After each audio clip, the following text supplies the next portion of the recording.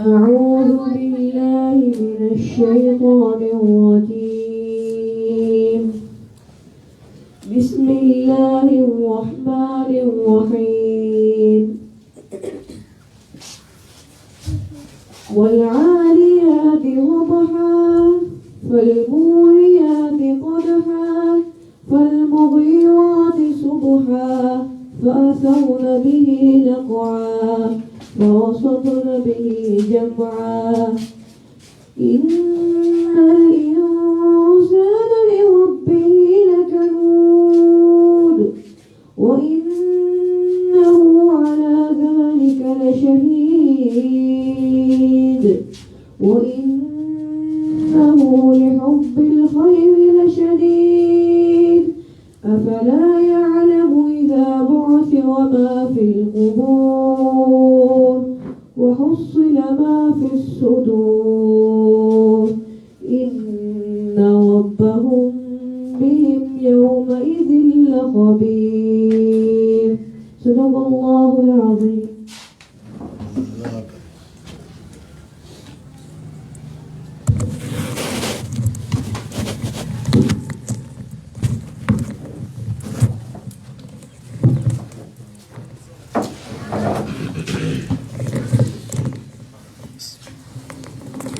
جزاک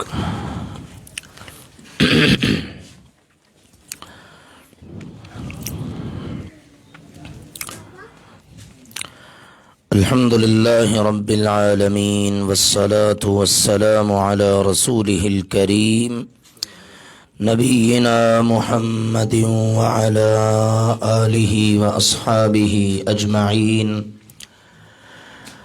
أما بعد فأعوذ بالله من الشيطان الرجيم بسم الله الرحمن الرحيم يا أيها الذين آمنوا إذا قمتم إلى الصلاة فاغسلوا وجوهكم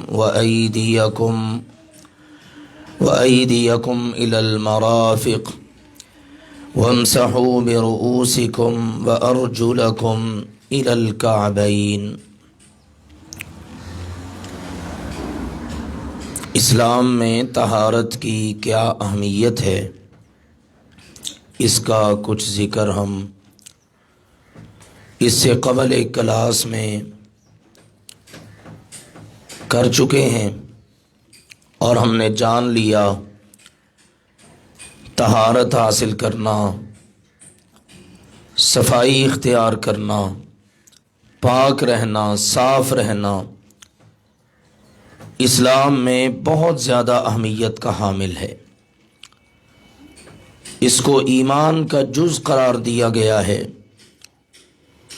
اللہ تعالیٰ کی محبت حاصل کرنے کا ایک خوبصورت ذریعہ قرار دیا گیا ہے، اور یہاں تک کہ الطہور شطر الایمان، ایمان کا نصف وہ طہارت پر مشتمل ہے.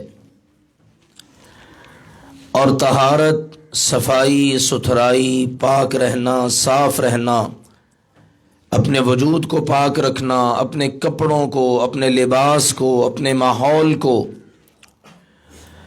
اس کا انسان کی عبادات سے بھی گہرا تعلق ہے.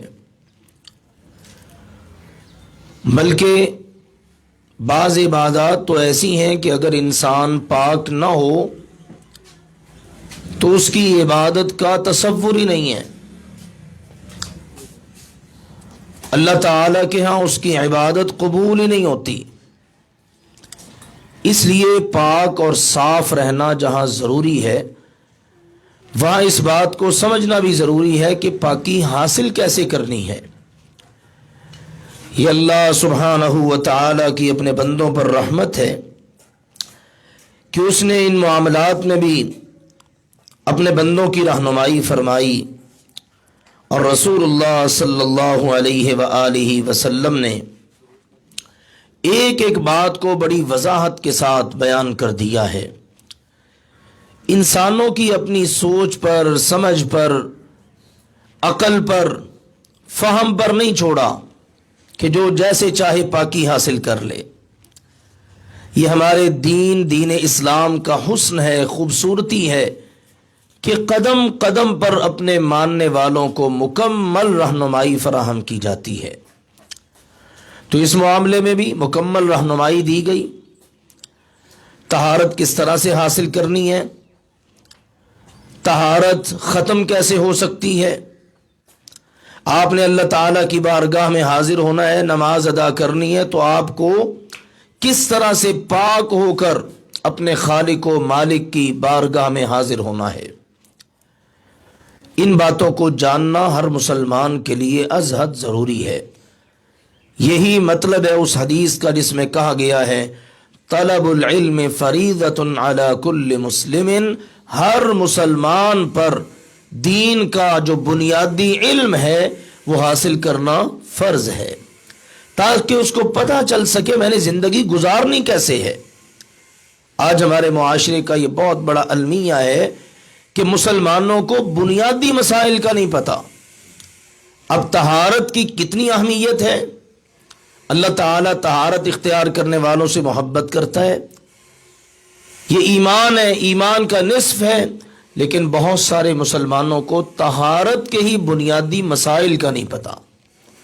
پھر اس کے ساتھ ساتھ ایک اہم بات یہ بھی ہے، مسائل کا علم نہیں ہے تو اللہ ذوالجلال والاکرام کا فرمان ہے فاسألوا اہل الذکر ان کنتم لا تعلمون.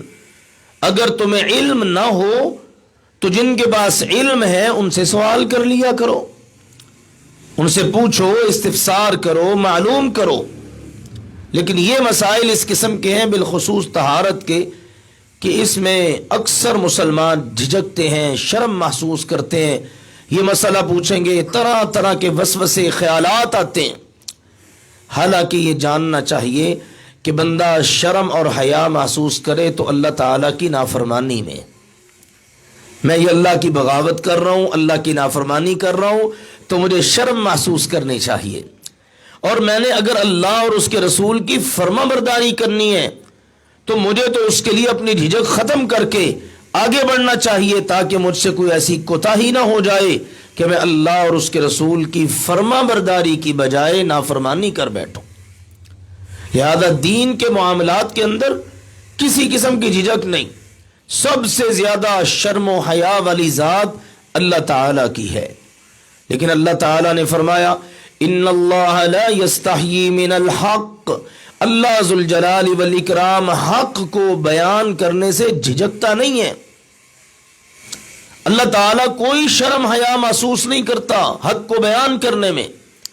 ایک خاتون نبی اکرم صلی اللہ علیہ وسلم کی خدمت میں حاضر ہوئیں اور آ کے عرض کرنے لگی اللہ کے نبی جی میں نے اپنا ایک ذاتی پردے والا مسئلہ پوچھنا ہے، لیکن میں آپ سے عرض کرتی ہوں ان اللہ لا یستحیی من الحق.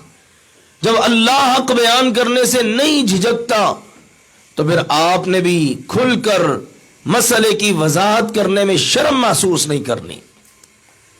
یہ نہ سمجھیے گا کہ میں آپ کی مقتدیہ ہوں، میں آپ کی امتیہ ہوں، عورت ہوں، تو آپ میرے سامنے مسئلہ وضاحت نہ کر سکیں. آپ اندازہ کر لیجئے کہ صحابہ کرام اور صحابیات کی تربیت اللہ کے نبی صلی اللہ علیہ وسلم نے کس نہج پہ فرما دی تھی کہ دینی مسائل معلوم کرنے میں جھجکنا نہیں ہے، تاکہ کسی کوتاہی کی وجہ سے ایسا نہ ہو کہ تم ناپاک رہو، گندے رہو، اور اس کی وجہ سے جتنی بھی عبادتیں ہوتی چلی جائیں وہ اللہ کے یہاں قبول ہی نہ ہو سکیں، کیونکہ اللہ تعالیٰ بغیر طہارت کے عبادت قبول نہیں کرتا. تو اس بات کو سمجھنے کے بعد اب اگلی بات میں یہ عرض کروں، طہارت حاصل کرنے کے لیے ایک مسلمان کے لیے بعض ذرائع رکھے گئے ہیں، جیسے وضو کرنا، غسل کرنا، وضو کن حالتوں میں کرنا ہے، کب وضو فرض ہوتا ہے، لازم ہوتا ہے، یہ جاننا ضروری ہے۔ غسل کب فرض ہوتا ہے، وضو کو توڑنے والی چیزیں کون سی ہیں، اگر کسی وقت بندہ وضو نہ کر سکے، بیمار ہے، شدید سردی ہے، پانی میسر نہیں، ایسی حالت میں بندے پر اگر وضو لازم ہو جائے اور اس نے اللہ کی عبادت کرنی ہے، یا اس پر غسل واجب ہو جائے لیکن اب ایک بہت بڑا عذر ہے، تو اب اس حالت کے اندر اس نے کیا کرنا ہے، اس کے لیے تیمم کا طریقہ دیا گیا ہے۔ تو انشاءاللہ العزیز ان چیزوں کو ہم بیان کریں گے اللہ کی توفیق سے۔ آج کی نشست میں اگرچہ عنوان میں ہم نے دیا تھا وضو، غسل اور تیمم، لیکن ہم صرف وضو کو بیان کریں گے تاکہ میں اس بات کو ذرا تھوڑا سا وضاحت کے ساتھ بیان کر سکوں اور ہم سب جان سکیں کہ وضو کن وجوہات کی بنا پر ٹوٹتا ہے، اور احادیث سے میں مختصراً آپ کو دلائل دے کر انشاءاللہ تعالی آگے بڑھوں گا تاکہ ہم اس بات کو سمجھ سکیں، اور آخر میں احادیث سے میں آپ کو وضو کا مکمل مسنون طریقہ آپ کے سامنے رکھوں گا تاکہ ہمیں علم ہو سکے کہ وضو کا مسنون طریقہ کیا ہے۔ تو آئیے میرے پیارے بھائیوں اور محترم بزرگوں، پردے میں تشریف فرما اسلامی روحانی ماؤں اور بہنوں، سب سے پہلے یہ جانیے کہ وضو کن چیزوں سے ٹوٹ جاتا ہے، اور آپ کو وضو کرنا پڑے گا پھر، اور آپ نے وضو کر کے پھر نماز کے لیے، اللہ کی عبادت کے لیے اپنے آپ کو پیش کرنا ہے۔ تو اس سلسلے میں سب سے پہلی چیز ہے حوائج ضروریہ جو انسان کے ساتھ اللہ نے رکھی ہیں، پیشاب، پاخانہ، یہ اگر آ جائے تو اس سے وضو ٹوٹ جاتا ہے۔ پیشاب کیا ہے، پاخانہ کیا ہے، وضو ٹوٹ جائے گا۔ اب اس کے بعد آپ نے استنجا وغیرہ کر کے فارغ ہونے کے بعد باقاعدہ وضو کر کے اب آپ نے اللہ سبحانہ و تعالی کی بارگاہ میں اللہ کی عبادت کے لیے حاضر ہونا ہے۔ نماز آپ نے تب پڑھنی جب آپ نے وضو کر لینا ہے۔ دلیل اس کی صحیح بخاری شریف میں ہے، نبی اکرم صلی اللہ علیہ وآلہ وسلم قضاء حاجت کے لیے باہر تشریف لے گئے۔ آبادی سے ذرا باہر دیہاتوں میں ہوتا تھا، اب بھی ہوتا ہے، تو اللہ کے نبی صلی اللہ علیہ وسلم اسی معمول کے مطابق آپ ذرا باہر دور تشریف لے گئے۔ سیدنا مغیرہ رضی اللہ تعالی عنہ، انہوں نے جب دیکھا کہ اللہ کے نبی صلی اللہ علیہ وسلم آپ اپنی قضاء حاجت کے لیے تشریف لے جا رہے ہیں، تو انہوں نے پانی کا برتن لیا، اس میں پانی ڈالا کہ اللہ کے نبی صلی اللہ علیہ وسلم کو موقع ہی نہ مل سکے کہنے کا، آپ کے کہنے سے پہلے ہی خادم اور پانی وہاں پر موجود ہو۔ صحابہ کرام کس طرح اللہ کے نبی صلی اللہ علیہ وسلم کا ادب کرتے اور آپ علیہ الصلوۃ والسلام کی ضروریات کا خیال رکھتے۔ تو وہ پانی کا برتن انہوں نے لیا، پانی ڈالا اور چلے گئے اللہ کے نبی صلی اللہ علیہ وسلم کے پیچھے۔ آپ علیہ الصلوۃ والسلام جب قضاء حاجت سے فارغ ہوئے تو سیدنا مغیرہ رضی اللہ تعالی عنہ، ان کا بیان ہے کہ انہوں نے اللہ کے نبی صلی اللہ علیہ وسلم کے اعضائے مبارکہ پر پانی ڈالا اور اللہ کے نبی صلی اللہ علیہ وسلم نے وضو کیا، اور اس وقت سردی کا موسم تھا، آپ نے موزے پہن رکھے تھے، آپ علیہ الصلوۃ والسلام نے اپنے موزوں پر مسح کیا۔ تو صحیح بخاری شریف میں موجود اس حدیث سے پتہ چلا کہ اگر آپ پیشاب اور پخانے کی ضروری حاجت سے دو چار ہوں تو اس کے بعد آپ نے وضو کرنا ہے، کیونکہ پیشاب آنے سے، پخانہ آنے سے وضو ٹوٹ جاتا ہے۔ اس کے بعد اگلی بات ہے، ہوا خارج ہونے سے بھی وضو ٹوٹ جاتا ہے۔ انسان ہوا خارج کرتا ہے، اللہ سبحانہ و تعالیٰ نے ایک نظام رکھا ہے انسانی جسم کے اندر، تو یہ اللہ سبحانہ و تعالیٰ کی قدرت کی بڑی بڑی نشانی ہے انسانی وجود کے اندر۔ ہوا خارج ہوتی ہے تو اس صورت کے اندر بھی وضو کرنا، لیکن اس کے لیے ضروری ہے کہ آپ کو اس بات کا یقین ہو کہ ہوا خارج ہوئی ہے، شک میں نہیں پڑنا۔ یہ اہمیت کا حامل ایک نقطہ ہے۔ آج بہت سارے لوگ وہ بلا وجہ کے بیچارے شکوک میں پڑے رہتے ہیں، وہموں کا شکار ہو جاتے ہیں۔ ایک سائل نے سوال کیا، کہنے لگا کہ میں کتنا وقت باتھ روم میں گزار دیتا ہوں. ایک مرتبہ وضو کیا، 2 بار کیا، بعض اوقات کئی بار وضو کرتا ہوں، کئی بار غسل کرتا ہوں. کیوں؟ اس لیے کہ وسوسے آتے ہیں، وہموں کا شکار رہتا ہوں. ایسا نہیں کرنا. اب آپ دیکھیے اس معاملے میں رسول اللہ صلی اللہ علیہ وسلم کی کیا تعلیم ہے. آپ علیہ الصلوۃ والسلام کا فرمان ہے، جب تم میں سے کوئی مسجد میں ہو، جامع ترمذی، سنن ابن ماجہ وغیرہ میں یہ حدیث ہے، مسجد میں ہو اور وہ اپنی سرین سے ہوا نکلنا محسوس کرے، یعنی پیچھے والی جو شرمگاہ ہے وہاں سے وہ ہوا کا نکلنا محسوس کرے، تو آپ علیہ الصلوۃ والسلام نے فرمایا صرف اس شبہ کی بنیاد پر کہ پتہ نہیں ہوا خارج ہوئی ہے کہ نہیں ہوئی، آپ نے فرمایا وہ مسجد سے نہ نکلے. صرف شبہ کی بنیاد پر، شک کی بنیاد پر محسوس ہوتا ہے، وسوسہ آتا ہے، تو مسجد سے نکل نہ جائے کہ میں اب جاؤں اور جا کر وضو کر کے آؤں. آپ نے فرمایا جب تک وہ ہوا کے خارج ہونے کی آواز نہ سن لے یا اس کی بو محسوس نہ کرے.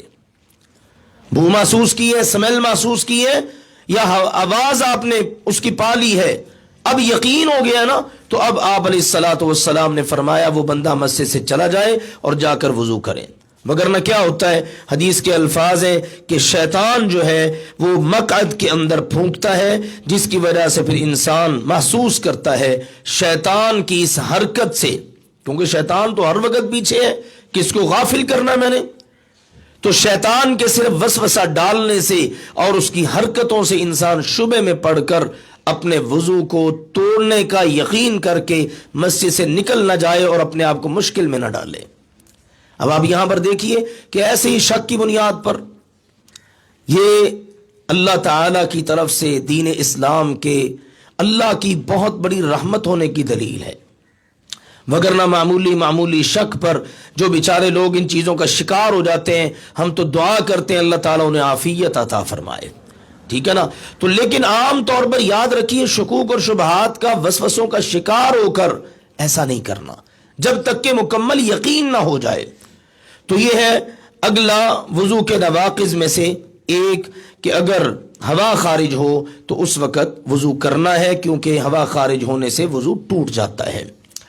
اس کے بعد مرد یا عورت کی شرمگاہ سے نکلنے والے مزی کے قطرے، اس سے بھی وضو ٹوٹ جاتا ہے. بعض اوقات صرف خیالات کی بنیاد پر ہلکا سا مواد جو ہے نا وہ خارج ہوتا ہے، پتلا سا، اس کو کہتے ہیں مزی. اسی طرح سے ہمارے ہاں اللہ معاف فرمائے نوجوانوں کے آج کل بہت مسائل ہیں، وہ ایسی ویڈیوز دیکھتے ہیں کہ جس سے جذبات جو ہے نا وہ ابھرتے ہیں اور مواد خارج ہوتا ہے. میاں بیوی جب ایک دوسرے سے قربت کرتے ہیں، بوس و کنار کرتے ہیں، تو اس وقت تو یہ جو پتلا سا پانی کا مواد خارج ہوتا ہے نا، اس کو کہتے ہیں مذی. سیدنا علی رضی اللہ تعالی عنہ اپنے بارے میں کیا بیان کرتے ہیں، کنت رجلا مذا، فرماتے ہیں مجھے بکثرت مزی آنے کا معاملہ لاحق تھا، مجھے بہت مزی آتی تھی. اب اگلی بات یہ ہے کہ میری زوجیت میں، میرے نکاح میں اللہ کے رسول صلی اللہ علیہ وسلم کی بیٹی ہے. اب مجھے جھجک محسوس ہوتی ہے کہ میں اپنے سسر سے مسئلہ معلوم کروں، لیکن مسئلہ معلوم کرنا بھی ضروری ہے. اب اس کی وجہ سے مسئلہ چھوڑا تو نہیں نہ جا سکتا. تو فرماتے میں نے کیا کیا، میں نے ایک شخص مقداد بن اسود رضی اللہ تعالی عنہ، ان کا کہتے ہیں میں نے پھر نہ استعمال کیا ان کو، اور ان کو میں نے اللہ کے نبی صلی اللہ علیہ وسلم کے پاس بھیجا اپنا یہ مسئلہ بتا کر کہ پوچھو، ایک آدمی ہے، ایک شخص ہے، اس کو یہ معاملہ لاحق ہے، اب بتائیے کہ اس کے لیے کیا حکم ہے. تو رسول اللہ صلی اللہ علیہ وسلم نے فرمایا کہ مزی نکلنے پر شرمگاہ کو دھو لو اور وضو کر لو. یعنی جب مزی کے قطرے نکلتے ہیں تو شرمگاہ کو دھونا ہے اور وضو کرنا ہے بس. تو اس سے معلوم ہوا کہ اگر مزی خارج ہو تو اس پر صرف وضو ہے، اس پر غسل نہیں ہے. اور یہ مسئلہ بھی اہمیت کا حامل ہے. عام طور پر جو ماشاءاللہ لوگ طہارت کا خیال کرتے ہیں وہ ان چیزوں کے معاملے میں بڑے محتاط ہوتے ہیں اور ان کو پتہ نہیں ہوتا کہ اس معاملے میں مسئلہ کیا ہے، پھر وہ غسل والی کیفیت کو اختیار کرتے ہیں، حالانکہ اس پر غسل نہیں ہے. نوجوانوں کو ان مسائل کو سمجھ لینا چاہیے، ٹھیک ہے نا۔ یہ بنیادی جو معاملات ہوتے ہیں، ان معاملات کے اندر جس وقت وہ مواد خارج ہوتا ہے، انسان جب سوچتا ہے، خیالات آتے ہیں، اس قسم کے معاملات سے دوچار ہوتا ہے، تو اس وقت جو پتلا سا لیسدار مواد خارج ہوتا ہے اس کو کہتے ہیں مزی۔ اس کے خارج ہونے پر صرف آپ نے وضو کرنا ہے، اور یہ سیدنا علی رضی اللہ عنہ والی حدیث صحیح بخاری شریف میں موجود ہے۔ اسی طرح سے شرمگاہ سے خون نکلنے پر بھی وضو کرنا ہے، جیسے بعض اوقات بواسیر کا مرض لاحق ہو جاتا ہے، خواتین کو استحاضہ کا مرض احادیث میں کہا گیا ہے، وہ حیض نہیں ہوتا، مینسز نہیں ہوتے، اس سے ہٹ کے ہوتا ہے، ٹھیک ہے نا۔ ان کو پتہ ہوتا ہے حیض والے ایام کا، اس سے ہٹ کر جو خون آتا ہے اس خون کے لیے احادیث میں ہے استحاضہ کا کلمہ۔ سیدہ فاطمہ بنت ابی حبیش رضی اللہ تعالی عنہا صحابیہ ہیں، انہوں نے نبی اکرم صلی اللہ علیہ وسلم سے آ کر عرض کیا، اللہ کے رسول صلی اللہ علیہ وسلم جی، میں ایک ایسی عورت ہوں کہ مجھے استحاضہ کا خون بہت آتا ہے، میں اس سے دوچار رہتی ہوں اور یہ بیماری ہے، میرے لیے مسئلہ ہے، تو میں پاک رہ نہیں پاتی، یعنی کوئی ایسا وقت نہیں گزرتا، تو اب مجھے ارشاد فرمائیے جب میں نے نماز پڑھنا ہوتی تو میں کیا کروں؟ تو رسول اللہ صلی اللہ علیہ وسلم نے ارشاد فرمایا، انہوں نے جب یہ کہا کہ میں نماز پھر چھوڑ دوں، ظاہر ہے میں اس کیفیت سے دوچار ہوں، کسی وقت بھی طہارت صفائی ہو ہی نہیں پاتی، تو اللہ کے نبی صلی اللہ علیہ وسلم نے فرمایا تھا نہیں، آپ نے نماز نہیں چھوڑنی، اور یاد رکھو یہ ایک رگ ہے، یہ انسانی وجود میں ایک رگ ہے، یہ حیض کا خون نہیں ہے جس کی وجہ سے تم نے نماز چھوڑنی ہے۔ فرمایا جب حیض آئے تو نماز چھوڑ دو، اور جب وہ ختم ہو جائے تو خون دھو کر غسل کر کے نماز پڑھ لو۔ اور جب یہ والی کیفیت ہے، سیدنا ابو معاویہ والی روایت میں ہے، رسول اللہ صلی اللہ علیہ وسلم نے فرمایا کہ جب یہ والی کیفیت ہو نا استحاضہ کی، تو ہر نماز کے لیے الگ سے وضو کر لو، یعنی آپ نے طہارت حاصل کر کے بس وضو کرنا ہے، اب آپ نے غسل نہیں کرنا۔ جس وقت بواسیر کا خون آتا ہے یا استحاضہ کا خون آتا ہے خواتین کو، تو اس وقت صرف وضو ہے، غسل نہیں ہے۔ تو یہ تعلیم ہے رسول اللہ صلی اللہ علیہ وسلم کی اس حوالے سے، اور یہ سیدہ فاطمہ بنت ابی حبیش رضی اللہ عنہا والا واقعہ جامع ترمذی میں اور صحیح بخاری میں بھی موجود ہے۔ بعض اوقات ایسا ہوتا ہے اس بیماری کی وجہ سے خواتین نماز چھوڑ بیٹھتی ہیں، بواسیر کی وجہ سے بعض اوقات مرد نماز چھوڑ بیٹھتے ہیں کہ جی ہمیں تو یہ مرض لاحق ہے، تو اب دیکھ لیجیے نا، اللہ کے نبی صلی اللہ علیہ وسلم نے نماز چھوڑنے کی اجازت نہیں دی، آپ نے فرمایا یہ ایک رگ ہے جس میں سے خون بہتا ہے، لیکن اس کی بنیاد پر نماز نہیں چھوڑ سکتے۔ ہاں طہارت حاصل کرو، استنجا وغیرہ کرو، اور اس کے بعد کیا کرو؟ وضو کر لو، وضو کر کے پاک ہو جائیں گے آپ۔ اب اس کے بعد اگر یہ مرحلہ اس سے آپ دو چار ہوتے بھی رہے تو کوئی حرج نہیں ہے۔ اسی طرح اس سے متعلق ہے کہ بعض اوقات پیشاب کے قطروں کا مرض ہوتا ہے، بعض لوگوں کو پیشاب کے قطرے، پیشاب کیا فارغ ہو گئے لیکن ایک آدھ قطرہ جو ہے وہ رک جاتا ہے، پھر جس وقت کھڑے ہوتے ہیں یا اٹھتے بیٹھتے ہیں تو وہ قطرہ خارج ہو جاتا ہے۔ یہ مسائل ہیں انسانوں کے۔ یا اسی طرح سے پیشاب کے قطرے خارج ہونے کا معاملہ ہوتا ہے۔ اب اس معاملے میں آپ نے اپنے آپ کو مشکل میں نہیں ڈالنا، آپ نے ایک مرتبہ استنجا کیا، اب اس کے بعد اب آپ وضو کریں اور وضو کر کے نماز پڑھیں۔ بعض اوقات یہ معاملہ ہوتا ہے کہ ہوا خارج ہونے کا مرض لاحق ہوتا ہے، تھوڑی تھوڑی دیر بعد ہوا خارج ہو رہی ہے، اب کیا بار بار وضو کرتے رہیں؟ پھر تو شاید ایک نماز بھی نہیں پڑھی جائے گی۔ تو اس کے لیے تعلیم یہ ایک بار آپ نے وضو کرنا ہے، اس کے بعد پیشاب کے قطرے نکلتے ہیں نکلتے رہیں، ہوا خارج ہوتی ہوتی رہے، آپ انڈر ویئر کا استعمال کر لیں اور اس قسم کی آپ احتیاطی تدابیر اختیار کر لیں، لیکن اب اس کے بعد آپ نے اپنی نماز پر توجہ رکھنی ہے، اپنے آپ کو آپ نے مشکل میں نہیں ڈالنا۔ اور اگر شیطان زیادہ تنگ کرے، وسوسے زیادہ آئیں، تو دوران نماز بھی کیوں نہ آپ ہوں 3 بار پڑھیے اعوذ باللہ من الشیطان الرجیم، اور اپنی بائیں جانب لیفٹ سائڈ پہ آپ 3 مرتبہ پھونک دیں، دھتکار دیں۔ اس طرح پھونک مارنی ہے کہ اس کے اندر تھوک یعنی آپ کا لعاب شامل ہو، تو اللہ تعالیٰ اس سے وسوسوں کو دور کر دے گا۔ پیشاب کے قطرے خارج ہونے کا معاملہ ہو یا اس طرح سے دیگر، اللہ کے نبی صلی اللہ علیہ وسلم نے ایک اور تعلیم بھی دی ہے کہ آپ نے جب وضو کر لیا اب آپ اپنی شرم گاہ کی طرف چھینٹے مار لیں، یعنی وہ جو آپ کا ہاتھ گیلا ہوتا ہے نا اس کے ساتھ آپ اشارتاً اپنی شرم گاہ کی طرف چھینٹے مار لیں۔ رسول اللہ صلی اللہ علیہ وسلم نے فرمایا اس سے اللہ ذوالجلال والاکرام اطمینان بھی دے دے گا، شیطان کے وسوسوں کو اللہ دور کر دے گا۔ تو ان معاملات کے اندر ان چیزوں کو مد نظر رکھنا چاہیے۔ بعض لوگ اس کی وجہ سے بھی وہ جی مجھے تو مرض ہے لاحق، ہوا خارج ہوتی رہتی، میں وضو کہاں سے کروں، کر لوں گا تو پھر ہوا خارج ہو جائے گی، میں تو نماز پڑھ ہی نہیں سکتا۔ دیکھیے اللہ کے نبی صلی اللہ علیہ وسلم اس خاتون کو کہ جن کو باقاعدہ مستقل طور پر خون آتا تھا اور وہ کہتی کہ میں پاک رہ ہی نہیں سکتی تو نماز چھوڑ دوں، آپ نے کہا نہیں، نماز نہیں چھوڑنی، البتہ تم یہ احتیاطی تدابیر اختیار کر لو کہ استنجا وغیرہ کرنے کے بعد وضو کرو اور اس کے بعد خون آتا ہے آپ اپنی نماز پڑھو، ہوا خارج ہوتی رہے نماز پڑھو، پیشاب کے قطرے نکلتے رہے آپ اپنی نماز پڑھیں۔ تو ان چیزوں سے پریشان ہو کر اللہ تعالیٰ کی عبادت بھی نہیں چھوڑنی اور اپنے آپ کو آپ نے مشکل اور تکلیف میں بھی نہیں ڈالنا۔ اس کے بعد ہوا خارج ہونے کے مرحلے کے بعد بعض اوقات ایسا ہوتا ہے کہ انسان اپنی شرمگاہ کو چھوتا ہے، شرمگاہ کو اگر بغیر کپڑے کے ہاتھ لگ جائے تو پھر وضو ٹوٹ جائے گا، اور اگر کپڑے کے اوپر سے ہاتھ لگے پھر وضو نہیں ٹوٹے گا۔ ڈائریکٹ ہاتھ لگ گیا ہے، آپ نے وضو کر لیا، غسل کر لیا، نہا لیا، اب اس کے بعد آپ اپنی شلوار وغیرہ پہن رہے ہیں، پینٹ وغیرہ پہن رہے ہیں، تو اگر شرمگاہ کو ڈائریکٹ ہاتھ لگ جاتا ہے تو اس وقت آپ کا وضو ٹوٹ جائے گا، اب آپ کو وضو دوبارہ کرنا پڑے گا۔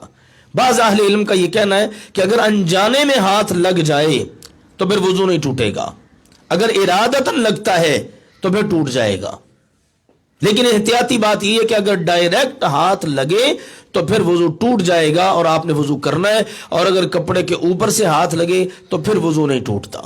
رسول اللہ صلی اللہ علیہ وسلم نے فرمایا تھا یہ بھی تمہارے جسم کا ایک حصہ ہے، اگر کپڑے کے اوپر سے ہاتھ لگ جاتا ہے تو اس سے انشاءاللہ وضو نہیں ٹوٹے گا۔ اس میں یہ بات بھی ملحوظ خاطر رہے، بعض اوقات گھروں کے اندر خواتین بچوں کی صفائی ستھرائی کرتی ہیں، اب بچوں کی بھی شرمگاہ کو ہاتھ لگتا ہے، ٹھیک ہے نا، ان کا پخانہ صاف کرنا ہے اور ان کو کپڑے پہنانے ہیں، ان کو دھونا ہے، تو اس صورت میں کیا حکم ہے؟ بچے کی شرمگاہ کو بھی ہاتھ لگ جائے تو وضو ٹوٹ جائے گا۔ اس سے معلوم ہوا کہ اپنی شرمگاہ کو ہاتھ لگے یا کسی دوسرے کی شرمگاہ کو، چاہے وہ بچہ ہی کیوں نہ ہو، اگر شرمگاہ کو ہاتھ لگ جاتا ہے ڈائریکٹ تو اس سے وضو ٹوٹ جاتا ہے۔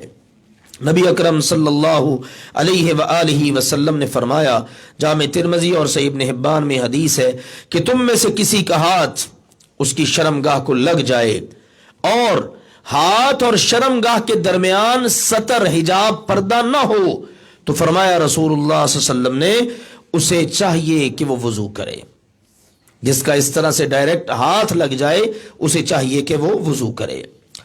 امام ابن قدامہ رحمہ اللہ تعالی ایک بہت بڑے فقیہ گزرے ہیں، ان کے مایہ ناز کتاب المغنی کے نام سے، اس میں انہوں نے ذکر کیا ہے کہ شرمگاہ پر ہاتھ لگنے سے وضو ٹوٹنے کے موقف کے مطابق اپنے شرمگاہ کو ہاتھ لگے یا کسی دوسرے، کسی چھوٹے بچے کی شرمگاہ کو ہاتھ لگے یا بڑے، بعض اوقات مریض وغیرہ ہوتے ہیں نا، ان کی صفائی ستھرائی کرنی ہوتی ہے، معاملات ہوتے ہیں، تو فرماتے ہیں ان تمام امور میں وضو ٹوٹنے میں کوئی فرق نہیں ہے، ٹوٹ جائے گا وضو۔ سعودی عرب کی ایک کمیٹی ہے اللجنۃ الدائمہ، ان سے سوال کیا گیا، ایک خاتون نے سوال کیا کہ اپنے چھوٹے بچے کے کپڑے بدلتے ہوئے اس کی شرمگاہ پر اگر ہاتھ لگ جائے تو کیا اس سے میرا وضو ٹوٹ جائے گا اور مجھے دوبارہ وضو کرنا پڑے گا؟ تو وہ جو فتویٰ کمیٹی ہے بڑے بڑے علماء اور محدثین پر مشتمل، انہوں نے جواب دیا کہ براہ راست شرمگاہ کو ہاتھ لگنے سے وضو ٹوٹ جائے گا، چاہے کسی چھوٹے بچے کی شرمگاہ ہو یا بڑے کی، کیونکہ رسول اللہ صلی اللہ علیہ وسلم نے فرمایا جس شخص نے اپنی شرمگاہ پر ہاتھ لگایا تو وہ وضو کرے، اور اپنی یا کسی کی شرمگاہ دونوں ایک ہی حکم رکھتی ہیں۔ تو اس سے معلوم ہوا کہ اگر شرمگاہ کو ہاتھ لگ جائے تو اس سے بھی وضو ٹوٹ جائے گا۔ اگلی بات ہے گہری نیند اگر آپ سو جاتے ہیں، گہری نیند، کیا آپ کے ہوش حواس ہی قائم نہیں رہے، تو اب اس سے بھی وضو ٹوٹ جائے گا۔ گہری نیند سونے سے وہ ہے کہ آپ ٹیک لگا کر سو جائیں، آپ نے ٹیک لگائی یا آپ لیٹ گئے اور آپ سو گئے، گہری نیند آ گئی، ہوش حواس قائم ہی نہیں ہے، تو اب آپ نے جب اٹھنا ہے تو ایسا نہیں کرنا کہ آپ اٹھتے ہی نماز پڑھنا شروع کر دیں، بلکہ آپ اٹھیں گے تو وضو کریں گے، کیونکہ آپ کا وضو ٹوٹ چکا ہے۔ رسول اللہ صلی اللہ علیہ وآلہ وسلم نے فرمایا، آنکھ جو ہے وہ سرین کا بندھن ہے، پیچھے والی شرمگاہ اللہ تعالیٰ نے اس کے ساتھ آنکھ کا ایک لنک قائم کر رکھا ہے۔ فرمایا رسول اللہ صلی اللہ علیہ وسلم نے، لہذا اس بنیاد پر جو شخص سو جائے وہ جب اٹھے تو وضو کرے، یعنی بندہ سو جائے، اس کو نیند آ جائے، اب اس کو کوئی پتہ نہیں آنکھ لگ گئی ہے، اب جو اللہ تعالیٰ نے ایک لنک قائم کر رکھا ہے انسانی وجود میں، ایک عضو کو دوسرے سے جوڑ رکھا ہے، تو اب کیا معلوم اس دوران ہوا خارج ہو جائے، اعضاء ڈھیلے پڑ گئے، آپ کو تو پتہ ہی نہیں ہے، لہذا جب آپ نے اٹھنا ہے تو آپ نے وضو کرنا ہے۔ البتہ اگر آپ کھڑے کھڑے سو گئے، بعض اوقات ہوتا ہے بندہ کھڑا کھڑا ساتھ دیوار کے ٹیک لگائی اور سو گیا، یا بیٹھے بیٹھے آپ بڑی اونگ آ رہی ہے، نیند آ رہی ہے، بیٹھے بیٹھے سو گئے، ٹیک نہیں لگائی آپ نے، تو ایسی صورت کے اندر آپ کا وضو نہیں ٹوٹے گا۔ سنن ابی داود میں حدیث ہے، سیدنا انس رضی اللہ تعالیٰ عنہ بیان کرتے ہیں کہ رسول اللہ صلی اللہ علیہ وسلم کے صحابہ کرام رضوان اللہ علیہم اجمعین عشاء کی نماز کے انتظار میں بیٹھے رہا کرتے رات دیر تک، اور اس طرح سے بیٹھتے نیند اتنی شدت سے آتی کہ وہ جھک جاتے، اور اتنا جھکتے، سیدنا ابو قتادہ اور دیگر صحابہ کرام سے بھی یہ باتیں مروی ہیں، وہ کہتے ہیں کہ اتنا جھکتے کہ سر جو ہے نا بعض اوقات زمین پہ جا لگتا، بیٹھے بیٹھے سو گئے۔ جب اللہ کے نبی صلی اللہ علیہ وسلم تشریف لاتے تاخیر سے نماز پڑھانے کے لیے، تو صحابہ کرام کو دیکھتے اس حالت کے اندر، صحابہ کرام اٹھتے اور اسی حالت میں اٹھ کے نماز پڑھنا شروع کر دیتے۔ اس سے معلوم ہو کہ بیٹھے بیٹھے اگر آپ سو جائیں، ٹھیک ہے نا، آپ کی آنکھ لگ گئی، کیونکہ اب انسان کے ہوش حواس قائم ہوتے ہیں نا، اس کے اردا گرد اگر کوئی ہلکی پھلکی آہٹ ہو وہ بیدار ہو جاتا ہے، اس کو اندازہ ہو جاتا ہے، تو ایسا سونے سے وضو نہیں ٹوٹے گا۔ اللہ کے نبی صلی اللہ علیہ وسلم کے سامنے یہ معاملہ پیش آتا، آپ علیہ الصلوۃ والسلام نے کبھی بھی صحابہ پر نہ کوئی فتویٰ لگایا، نہ کسی کو کہا جاؤ بھی جا کے وضو کر کے آؤ، نہ یہ کہا کہ چلو بھی تم سب کا تو تم تو سو گئے تھے جاؤ وضو کر کے آؤ، نہیں۔ تو یہ نیند کے غلبے کی وجہ سے انسان اگر بیٹھا بیٹھا یا کھڑا ہوا ٹیک لگا کر سو جاتا ہے تو اس سے اس کے وضو کو کوئی فرق نہیں پڑتا۔ اسی طرح ایک چیز ہے، اونٹ کا گوشت کھانے سے بھی وضو ٹوٹ جاتا ہے۔ دیگر آپ جانوروں کا گوشت کھاتے ہیں اس سے وضو نہیں ٹوٹے گا، لیکن اونٹ ایک ایسا جانور ہے اس کا گوشت کھا لینے سے وضو ٹوٹ جاتا ہے۔ بلکہ بعض اوقات صحابہ کرام رضوان اللہ علیہم اجمعین کے ساتھ ایسے معاملات پیش آئے۔ سیدنا عمر رضی اللہ تعالی عنہ نے ایک بار فجر کی نماز پڑھا دی، علم نہ ہو سکا کہ کپڑے گندے ہیں، احتلام ہوا ہے، جب فارغ ہوئے اس کے بعد جا کے کہیں پتہ چلا کہ اوہو مجھے تو احتلام ہوا تھا، تو انہوں نے فرمایا کہ جب سے ہم نے اونٹ کا گوشت کھانا شروع کیا ہے نا تو ہماری رگیں بہہ جاتی ہیں، ہمیں پتہ ہی نہیں چلتا، اور فرمایا کہ تم سب کی نماز تو ہو گئی لیکن اپنی نماز انہوں نے پھر دہرائی۔ اس سے معلوم ہوا کہ اگر کبھی امام کے ساتھ ایسا معاملہ پیش آ جائے تو اس سے نمازیوں کا قصور کوئی نہیں ہے، ان کی نماز ہو جائے گی، امام اپنی نماز دہرائے گا۔ ہمارے یہاں پر معاملات پیش آتے ہیں، لوگوں کو مسائل کا پتہ نہیں ہوتا۔ پچھلے دنوں ایک شخص نے سوال کیا، اس نے کہا جی ہماری مسجد کے اندر تو بڑا فتنہ پڑا ہوا ہے۔ بھئی کیا ہوا؟ وہ جی امام صاحب نے نماز پڑھا دی، جب اگلے دن انہوں نے آ کے پھر انہوں نے کہا جی میں نے کل فلاں نماز تمہیں پڑھائی تھی تو میں بے وضو تھا، لہذا اب تم سارے کے سارے اپنی نماز دہرا لو۔ میں نے کہا اس کی ضرورت نہیں ہے، حدیث میں صحابہ کرام کے عمل میں یہ بات موجود ہے، مقتدیوں کی نمازیوں کی نماز ہو گئی، امام صرف اپنی نماز دہرا لے، امام کو اعلان کر کے بتانے کی ضرورت ہی نہیں ہے، اس کا معاملہ اللہ کے ساتھ ہے۔ تو سیدنا عمر رضی اللہ تعالی مسئلے کو کلیئر اس لیے کیا تاکہ امت کو پتہ چل جائے کہ بھئی اگر زندگی میں کبھی ایسا مسئلہ پیش آ جائے تو اس میں تعلیم یہ ہے، یہ کرنا ہے، سب کو مشکل میں نہیں ڈالا۔ اب عوام کا، نمازیوں کا، بیچاروں کا کیا قصور ہے؟ بھول تو امام سے ہوئی ہے نا کہ اس نے غلطی کر لی یا وہ بے وضو تھا یا اس قسم کا کوئی بھی معاملہ، تو یہاں پر کہنے کا بتانے کا مقصد یہ کہ اونٹ کا گوشت کھانے سے رگیں بہہ جاتی ہیں اور پتہ بھی نہیں چلتا. یہ ہے وہ وجہ جس کی وجہ سے اونٹ کا گوشت کھانے کے بعد وضو کرنا ہوگا. سیدنا جابر رضی اللہ تعالیٰ عنہ بیان کرتے ہیں, صحیح مسلم میں حدیث ہے کہ ایک آدمی نے رسول اللہ صلی اللہ علیہ وسلم سے پوچھا کہ کیا میں بکری کا گوشت کھانے کے بعد وضو کروں؟ تو رسول اللہ صلی اللہ علیہ وسلم نے فرمایا تھا چاہو تو وضو کر لو, چاہو تو نہ کرو. بکری کا گوشت کھانے کے بعد تمہاری مرضی ہے, تمہاری پسند نا پسند ہے, کرنا چاہو کر لو, نہ کرنا چاہو تو نہ کرو. شریعت کی طرف سے کوئی پابندی نہیں ہے, شریعت کی طرف سے پابندی نہیں کہ آپ نے لازمی وضو کرنا ہے. اس نے پھر عرض کیا جی اونٹ کا گوشت کھانے سے کیا میں وضو کروں, اس کے متعلق کیا حکم ہے؟ تو رسول اللہ صلی اللہ علیہ وسلم نے فرمایا ہاں اونٹ کا گوشت کھانے کے بعد وضو کرو. تو یہ واضح طور پر دلیل مل گئی کہ اونٹ کا گوشت کھانے کے بعد وضو کرنا ہے. اسی طرح سے بعض اوقات زندگی میں مراحل معاملات انسان کے پیش آتے ہیں اور انسان بالکل اسلام کی لائن سے اتر جاتا ہے, اسلام سے خارج ہو جاتا ہے, مرتد بھی ہو جاتا ہے. مرتد ہونے سے بھی اس کا وضو جاتا رہے گا. مرتد ہوا, اس کے بعد اس نے کہا ہو نہیں میرے سے تو بہت بڑی غلطی ہو گئی, معافی مانگی, دوبارہ اسلام میں داخل ہوا, اسلام سے نکل گیا تھا, اب دوبارہ سے داخل ہوا ہے, وہ کہ میں نے تو پہلے وضو کیا ہوا تھا, تو وضو تو قائم نہیں. مرتد ہونے کی وجہ سے اس کا صرف وضو ہی نہیں بلکہ اسلام بھی جاتا رہا ہے. تو اب اس کے پہلے والے جو اسلام کی حالت کے اندر اس کا وضو تھا نا, اس کا کوئی اعتبار نہیں ہوگا. سفیان ثوری رحمہ اللہ تعالی کا بیان ہے کہ جب کوئی دین اسلام سے پھر جائے تو اس کا کفر جو ہے اس کی پہلے والی تمام اسلامی عبادات کو ختم کر دیتا ہے. جس طرح اسلام ہوتا ہے نا پہلے والے تمام گناہوں کو مٹا دیتا ہے, اسی طرح اللہ معاف کرے, اللہ سب کو اسلام پر استقامت عطا کرے. اگر کوئی بندہ اسلام سے پھر جاتا ہے تو اس کا یہ مرتد ہونا, کفر کرنا, یہ اسلامی تمام عبادات کو ختم کر دے گا.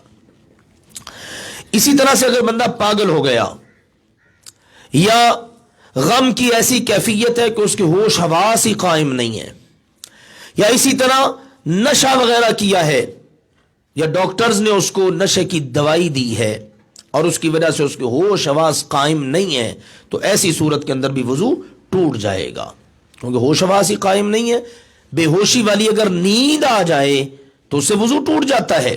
یہاں سے اہل علم نے استدلال فرمایا ہے کہ بے ہوشی والی جب نیند آتی ہے انسان کے ہوش حواس قائم نہیں رہتے تو اس کا وضو ٹوٹ جاتا ہے. اسی طرح اگر اس کے اوپر بے ہوشی والی کیفیت طاری ہو جاتی ہے, ٹھیک ہے نا, ڈاکٹرز نے اس کے علاج معالجے کے لیے آپریشن وغیرہ کے لیے اس کو بے ہوش کیا ہے, یا وہ بندہ پاگل ہو گیا ہے, یا غم کی کیفیت ایسی ہے اس کے ہوش حواس ہی قائم نہیں رہے, تو ایسی تمام حالتوں کے بعد انسان کو اللہ کی عبادت کے لیے وضو کرنا چاہیے. اسی طرح سے جن چیزوں سے غسل فرض ہوتا ہے ان چیزوں سے وضو بھی فرض ہو جاتا ہے, جیسے میاں بیوی کا آپس میں ملنا, جماع کرنا, اسی طرح احتلام کا ہو جانا, حیض اور نفاس کے خون وغیرہ کا آ جانا, ان تمام چیزوں سے بھی وضو ٹوٹ جاتا ہے. ظاہر ہے جب اس وقت غسل کرنا ہے تو وضو تو ساتھ اس کا جز ہے, حصہ ہے, وہ بھی کرنا ہے. ان کے علاوہ بہت ساری چیزیں جو بعض ہمارے معاشرے میں مشہور ہو گئی ہیں ان سے وضو نہیں ٹوٹتا. کہتے ہیں قہقہ لگا کر ہنسنے سے وضو ٹوٹ جاتا ہے, نہیں. بعض لوگ کہتے ہیں آگ پر پکی ہوئی چیز کھا لینے سے وضو ٹوٹ جاتا ہے, اس کی کوئی دلیل نہیں. ہاں پہلے تھا, سنن ابی داود کے اندر وہ مکمل امام ابو داود رحمہ اللہ تعالی نے احادیث نقل کر دی ہیں. پہلے کیا تھا, آگ پر پکی ہوئی چیز اس سے وضو کرنا پڑتا تھا. پھر اس کے بعد اللہ کے نبی کریم صلی اللہ علیہ وسلم پر حکم احکام آئے, تعلیمات آئیں اور اس حکم کو منسوخ کر دیا گیا. بعد کے اندر ایسا ہے خود اللہ کے نبی صلی اللہ علیہ وسلم نے ایک بار بکری کا بنا ہوا گوشت کھایا اور اس کے بعد جا کے آپ نے نماز پڑھی اور پڑھائی, آپ نے وضو نہیں کیا. اور صحابہ کرام کہتے ہیں اللہ کے نبی کریم صلی اللہ علیہ وسلم کا آخری جو عمل تھا نا زندگی کا وہ یہی تھا کہ آپ آگ پر پکی ہوئی چیز کھانے کے بعد وضو نہیں کیا کرتے تھے. تو یہ ہے نواقض وضو کہ جن کے ہونے پر ہمیں وضو کرنا ہے. ایک معاملہ ہے میت کو غسل دینا. یا کہتے ہیں میت کو کندھا دینا تو اس پر وضو لازم ہو جاتا ہے، بعض لوگوں کا یہ موقف ہے، ایسا نہیں ہے، مستحب ضرور ہے، پسندیدہ ہے کہ آپ نے میت کو غسل دیا ہے تو آپ غسل کر لیں۔ سیدنا عبداللہ بن عباس رضی اللہ عنہما کو تو قول ہے آپ ہاتھ دھو لیں وہ بھی کافی ہے، کیونکہ فرماتے ہیں کہ میت جو ہے نا وہ نجس نہیں ہو جاتی، مسلمان ہے مومن ہے تو مرنے سے وہ بندہ نجس تو نہیں نہ ہو جائے گا کہ پلید ہے، آپ نے پلید چیز کو ہاتھ لگایا لہذا آپ کا بھی وضو ٹوٹ گیا، ایسا کوئی معاملہ نہیں ہے، ٹھیک ہے۔ تو ہاں غسل کر لینا پسندیدہ ہے، اگر نہ بھی کر سکیں تو کوئی حرج نہیں۔ میت کو آپ نے کندھا دیا ہے، وضو کر لینا مستحب ہے، پسندیدہ ہے، لیکن لازم نہیں ہے کہ آپ نے میت کو کندھا دیا آپ جناب لازماً وضو کریں۔ ہاں اگر آپ اپنی جو ہے نا ذہنی تسلی کے لیے اپنے ہاتھ دھو لیتے ہیں تو بہت کافی ہے۔ تو یہ بعض امور ہیں جن پر ہم نے وضو ٹوٹنے کی وجہ سے وضو کرنا ہے۔ اب آخر میں یہ جان لیجئے وضو نماز کے لیے شرط ہے، جس طرح نماز فرض ہے اسی طرح نماز کے لیے وضو کرنا بھی فرض ہے۔ جو حکم عبادت کا ہوتا ہے نا وہی اس چیز کا ہوتا ہے جس کے ساتھ وہ عبادت مشروط ہوتی ہے۔ اسی لیے رسول اللہ صلی اللہ علیہ وسلم نے یہ بات ارشاد فرما دی کہ جو آدمی وضو نہیں نہ کرتا اس کی نماز اللہ کے قبول ہی نہیں ہوتی۔ ان اللہ لا يقبل صلاة احدکم اذا احدث حتى يتوضا، فرمایا رسول اللہ صلی اللہ علیہ وسلم نے اللہ ذوالجلال والاکرام تم میں سے کسی کی نماز قبول نہیں کرتا جبکہ وہ بے وضو ہو، اس کا وضو ٹوٹا ہوا ہے، جب تک وہ وضو نہ کر لے۔ اب وضو کرے گا تو اللہ کی عبادت کرے گا، آ کر نماز پڑھے گا تو اس کی عبادت اللہ کے ہاں قبول ہوگی۔ اللہ ذوالجلال والاکرام نے بھی حکم دیا ہے سورۃ المائدہ میں، یا ایھا الذین آمنوا اذا قمتم الی الصلاۃ، اے ایمان والو جب تم نماز کے لیے کھڑے ہونے کا ارادہ کرو۔ اب ہے کہ میں نے نماز پڑھنی، میں نے یہ نفل پڑھنے، فلاں نماز کا وقت ہو چکا، میں نے وہ نماز پڑھنی ہے، میں نے سنتیں پڑھنی ہے، ان نماز کے لیے آپ کا ارادہ بن گیا، اب آپ نے کھڑے ہونا ہے تو اللہ ذوالجلال والاکرام نے فرمایا فاغسلوا وجوہکم وایدیکم الی المرافق۔ قرآن پاک کی اس آیت میں اجمال ہے، مجمل اللہ نے بیان کر دیا کہ یہ کرو، اس کی تفصیل ہمیں کہاں ملے گی؟ حدیث پاک میں۔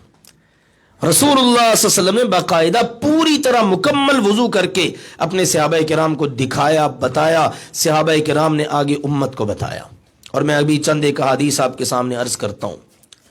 تو وضو جو ہے اس کا جو طریقہ قرآن پاک میں ہے نا، اگر اس کو ہم مد نظر رکھیں گے تو ہم وضو نہیں کر سکیں گے، کیونکہ اس میں تو اللہ تعالیٰ نے فرمایا جب تمہارا ارادہ ہو نماز پڑھنے کا تو تم کیا کرو، اپنے چہرے دھو لو۔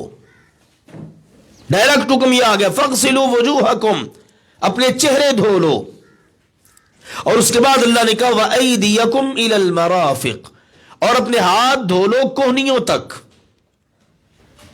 اب شروع میں ہاتھ دھونے کا گئے، کلی کرنا، ناک میں پانی ڈالنا، حالانکہ یہ ہم وضو کے اندر کرتے ہیں، اس کا ذکر آپ کو قرآن پاک میں نہیں ملے گا، کہاں ملے گا؟ حدیث پاک میں۔ تو حدیث پاک کے بغیر قرآن پاک کو سمجھنا ممکن ہی نہیں ہے، قرآن پاک پر عمل کرنا ممکن ہی نہیں ہے۔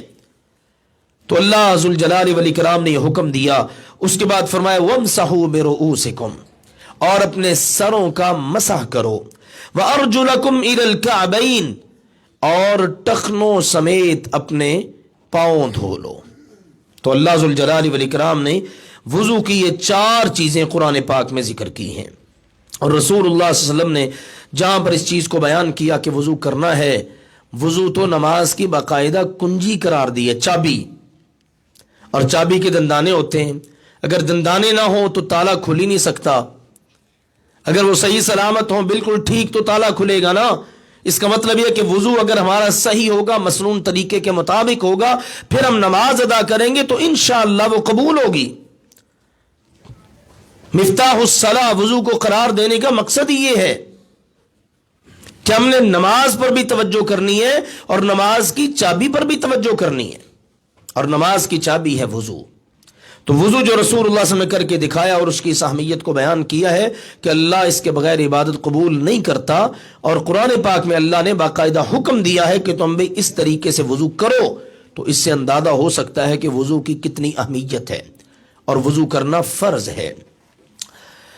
صحیح بخاری شریف میں اور صحیح مسلم شریف میں، سنن ابی داود میں، سنن ابن ماجہ میں یہ حدیث ہے، سیدنا عثمان رضی اللہ تعالی عنہ کے غلام تھے حمران، وہ بیان کرتے ہیں کہ سیدنا عثمان رضی اللہ تعالی عنہ نے وضو کے لیے پانی منگوایا، حکم جاری کیا بھئی وضو کرنا ہے، میں نے پانی لاؤ، پانی لایا گیا تو سیدنا عثمان رضی اللہ تعالی عنہ نے وضو کیا، اور وضو کیا اس طریقے کے مطابق، فرماتے ہیں کہ دونوں ہاتھوں کو انہوں نے 3 بار دھویا، اور آگے سیدنا علی رضی اللہ تعالیٰ عنہ کا عمل بھی ایک حدیث میں موجود ہے، دیگر صحابہ کرام کے بھی، تو میں ان کا خلاصہ ابھی ساتھ ساتھ ہی عرض کرتا چلا جاتا ہوں کہ آپ نے اپنے دونوں ہاتھوں کو کلائیوں سمیت دھونا ہے، ٹھیک ہے نا، کلائیوں سمیت دونوں ہاتھوں کو دھونا ہے، انگلیوں کا خلال کر لینا ہے، اور اچھی طرح سے اپنے دونوں ہاتھوں کو آپ نے دھو لینا ہے۔ اس کے بعد سیدنا عثمان رضی اللہ تعالی عنہ نے پھر کلی کی، یعنی منہ میں پانی ڈالا۔ آگے جو ایک حدیث آ رہی ہے اس کے اندر دیگر صحابہ کرام کے اقوال بھی، اعمال بھی موجود ہیں، اور انہوں نے باقاعدہ اس کے لیے کہا کہ ہم نے اللہ کے نبی صلی اللہ علیہ وسلم کو ایسا ہی وضو کرتے دیکھا ہے۔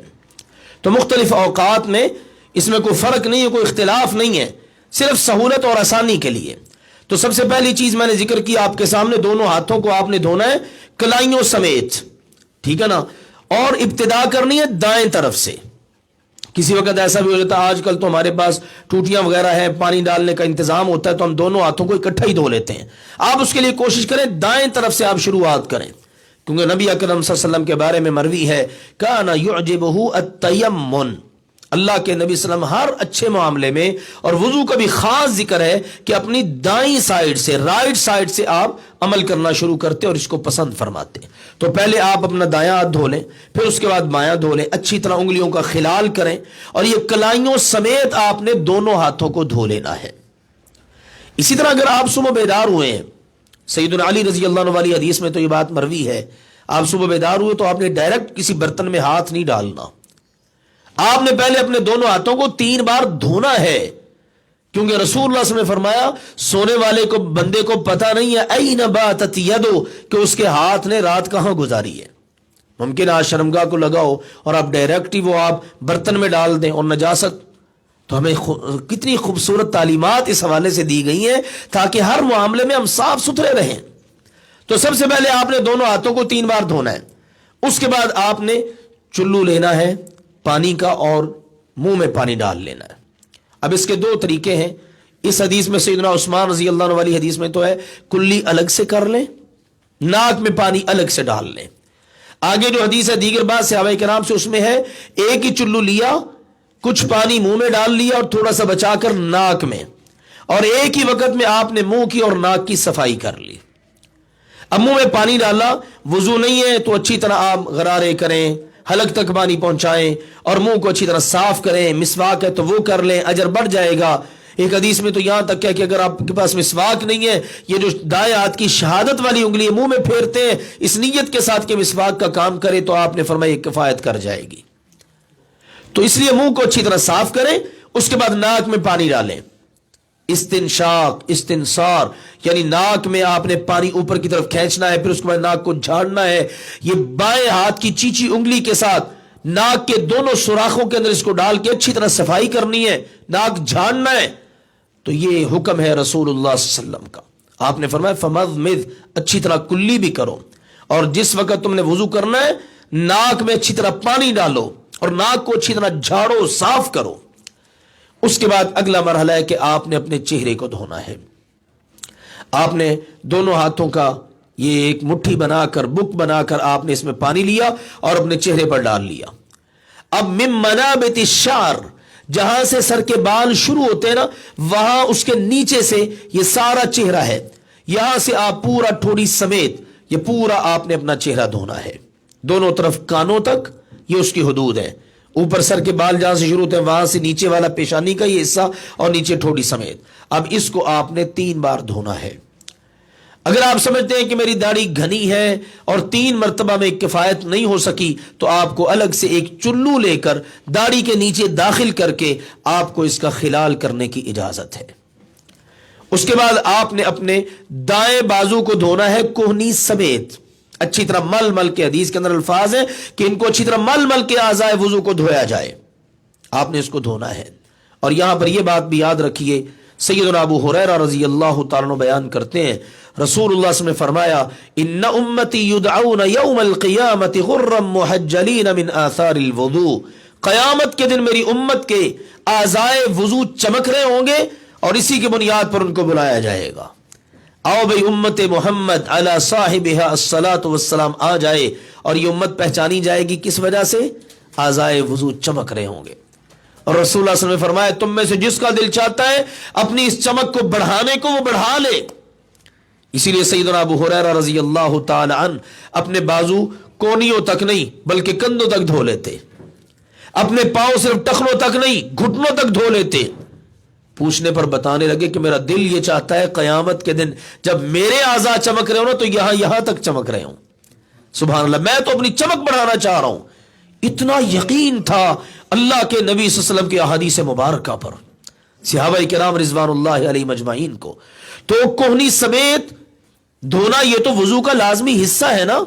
اور ایک بات یہاں پر عرض کروں، فقہی ابحاث ہیں فقہا کی، یہ وضو کے فرائض ہیں، یہ غسل کے فرائض ہیں اور ان کو پورا کرنا ہر صورت میں لازم ہے، سنن چھوٹ بھی جائے تو کوئی حرج نہیں، ایسی سوچ نہیں رکھنی چاہیے۔ صحابہ کرام نے کبھی اس قسم کی بحث کی نہیں اور ان معاملات میں پڑے ہی نہیں۔ فقہا اور ائمہ کا احترام اپنی جگہ پر ہے، ہم ان کی خدمات کو سلام پیش کرتے ہیں، لیکن میں کہتا ہوں کہ ان کی باتوں کو انہی تک چھوڑ دیجئے۔ ہمیں جو اللہ کے نبی سے تعلیمات دی ہے نا، ہم ان کو فالو کریں۔ ہمارے پیارے نبی اکرم صلی اللہ علیہ وسلم نے ہمیں یہ مکمل تعلیم دی ہے، اس طرح سے وضو کرنا ہے، اور صحیح حدیث میں یہ سارا طریقہ موجود ہے اور اسی کی فضیلت ہے۔ تو اب ہم ان بحثوں میں پڑ جائیں یہ فلاں عمل سنت ہے، فلاں عمل فرض ہے، لہذا اس کو کرنا ضروری ہے، یہ نہ بھی کیا جائے تو کوئی حرج نہیں، ایسا کام نہیں کرنا۔ تو اپنے اعضائے وضو کو آپ نے مکمل دھونا ہے، بازو دایاں دھوئیں کونی سمیت، پھر اس کے بعد بایاں دھوئیں کونی سمیت اور مل مل کے، اور اس کے بعد سر کا مسح کرنا ہے آپ نے۔ اور سر کے مسح کا طریقہ کیا ہے؟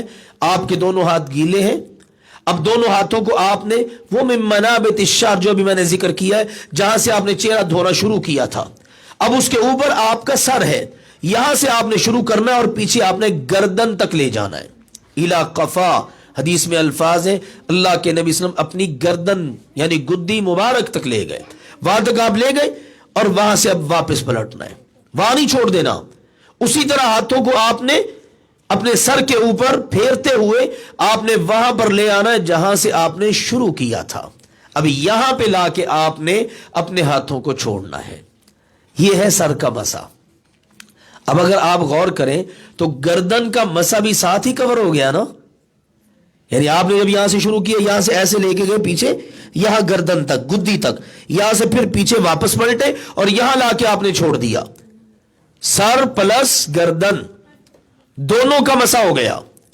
لہذا اب آپ کو گردن کا مسح الگ سے کرنے کی ضرورت نہیں ہے، ٹھیک ہے نا۔ آپ سر کا مسح تو اس جانب سے کر رہے ہیں اور گردن کا مسح آپ ہاتھوں کی الٹی جانب سے کر رہے ہیں، اس بات کی بھی سمجھ نہیں آتی، لہذا ضرورت ہی نہیں ہے۔ فقہا نے بھی ان باتوں کو اتنا ہائی لائٹ نہیں کیا۔ اصل میں معاملہ یہ ہمارے معاشرے میں بہت ساری چیزیں نا وہ سینہ بسینہ ہی پھیل جاتی ہیں، دلیل نہیں ہوتی ہمارے پاس۔ اب اس کے بعد آپ نے کانوں کا مسح کرنا ہے، چونکہ رسول اللہ صلی اللہ علیہ وسلم کا فرمان ہے کان بھی سر میں شامل ہیں۔ کانوں کا مسح کیسے کرنا ہے؟ یہ شہادت والی انگلیاں یہ گیلی ہے اگر تو ٹھیک ہے، نہیں تو گیلی کر لیجئے، کیونکہ جب آپ نے سر پہ ہاتھ پھیرا تو بعض اوقات یہ آپ کی انگلیاں یہ بھی استعمال ہو سکتی ہیں ساتھ ہی۔ اگر آپ ان کو بچا کے رکھیں اس طرح سے کہ یہ دونوں یہ انگوٹھے بھی اور شہادت کی انگلیاں بھی الگ ہیں اور سر کو نہیں لگی، تو اب آپ کی دونوں انگلیاں گیلی ہیں، اور اگر گیلی نہیں ہے تو کر لیجئے۔ کرنے کے بعد آپ نے شہادت کی انگلیاں کانوں کے اندر داخل کرنی ہے اور تمام ان کے اتار چڑھاؤ نشیب و فراز سوراخ اس سے گزارتے ہوئے آپ نے باہر ان کو لے آنا ہے، اور یہ جو انگوٹھا ہے اس کے اوپر یہ کانوں کی پشت کے اوپر سے آپ نے مسح کر لینا ہے۔ یہ ہے کانوں کے مسح کا طریقہ، یہ ایک بار کرنا ہے۔ سر کا مسح اور کانوں کا مسح ایک بار کرنا ہے، اس میں 2 بار 3 بار کی اجازت نہیں ہے۔ باقی اعضائے وضو میں 1 بار کر لیں، 2 بار کر لیں، 3 بار تک آپ ان کو دھو لیں، اس کی اجازت ہے۔ اس کے بعد آپ نے اپنا دایاں پاؤں دھونا ہے ٹخنے سمیت، انگلیوں کا خلال، نیچے سے بھی تلوا دھونا ہے، اوپر سے بھی، اور ایڑیوں کا خاص خیال رکھنا ہے، کیونکہ ایڑیوں والا جو حصہ ہے نا، ٹخنے کے نیچے والا حصہ، وہ چونکہ اندر کو ہے نا، بعض اوقات وہ خشک رہ جاتا ہے۔ ایک بار رسول اللہ صلی اللہ علیہ وسلم تشریف لائے نماز کے لیے، تو آپ نے ایک نمازی کو دیکھا، اس کے جو تھی نا ٹخنے کے نیچے یہ جو ایڑی، یہ خشک تھی، تو آپ نے اسی موقع پر دیکھ کے فرمایا ویل للعقاب من النار، ایڑیوں والوں کے لیے جہنم کی آگ سے ویل ٹھکانا ہے۔ آپ اندازہ کریں کہ کتنی بڑی وعید ہے اس پر، اور آپ نے حکم دیا کہ جاؤ وضو کر کے آؤ، تو اس کا مطلب وضو مکمل نہیں نہ ہوا، اس لیے اس چیز کا خیال رکھنا ہے، مکمل پاؤں کو اچھی طرح آپ نے دھونا ہے، مل مل کے دھوئیں۔ اور میں نے پچھلی بار غالباً بیان بھی کیا تھا، جامع ترمذی وغیرہ میں ہے کہ آپ اپنے دونوں ہاتھوں کا بھی استعمال کر سکتے ہیں، اس کے ضروری نہیں ہے کہ آپ نے صرف بائیں ہاتھ سے یا دائیں ہاتھ سے، آپ دونوں ہاتھ، شریعت نے آپ کو اجازت دی ہے تاکہ آپ مکمل وضو کر لیں اور کوئی جگہ خشک نہ رہنے پائے۔ تو آپ نے پاؤں کو ٹخنے سمیت دائیں کو دھو لینا ہے، پھر اس کے بعد بائیں پاؤں کو ٹخنے سمیت آپ نے دھو لینا ہے، یہ آپ کا وضو اس سے مکمل ہو گیا۔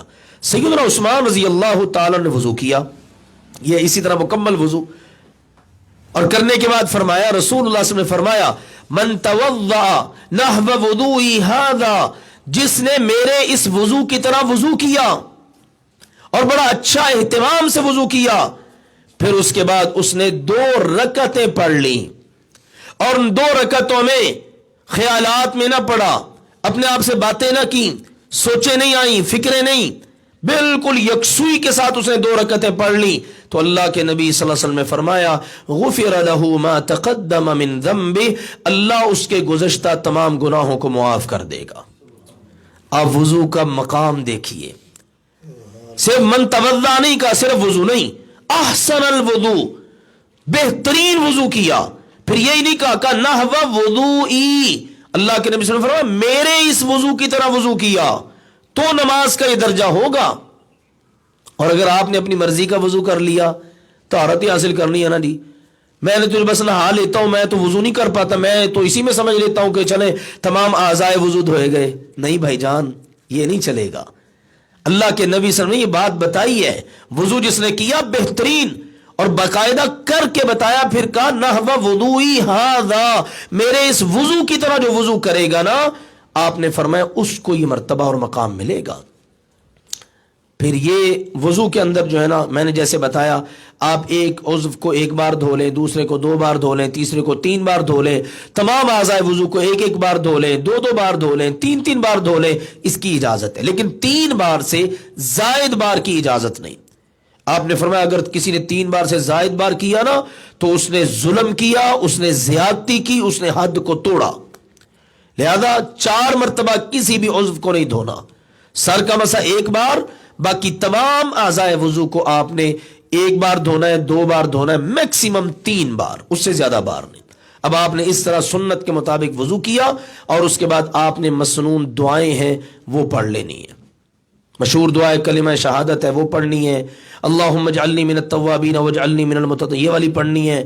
انگلی آسمان کی طرف اٹھا کر یا چہرہ آسمان کی طرف اٹھا کر پڑھنے کی کوئی دلیل نہیں ہے، ٹھیک ہے نا، نبی اکرم صلی اللہ علیہ وسلم نے یہ بتایا، جس نے وضو کر لیا اس کے بعد وہ کلمہ شہادت پڑھا، اشہد ان لا الہ الا اللہ وحدہ لا شریک لہ اشہد ان محمدا عبدہ ورسولہ، یہ کلمہ شہادت پڑھا، اس کے بعد بھی کچھ دعائیں ہیں، سبحانک اللہم وبحمدک اشہد ان لا الہ الا انت، یہ والی بھی۔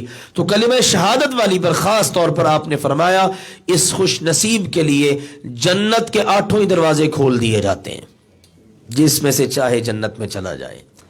تو یہ ہے وضو، مسنون وضو کا طریقہ، اور ابتدا میں ہم نے بتا دیا ہے وضو کن چیزوں سے ٹوٹتا ہے۔ اللہ ذوالجلال والاکرام ہم سب کو علم نافع عطا فرمائے، اور ایسے عمل کرنے کے اللہ توفیق عطا فرمائے جو اللہ کی بارگاہ میں قبول ہوں۔ اللہم انا نسألک علما نافعا ورزقا طیبا وعملا متقبلا وآخر دعوانا ان الحمد للہ رب العالمین۔ السلام علیکم ورحمۃ اللہ۔ کسی بھائی کا کوئی سوال ہے تو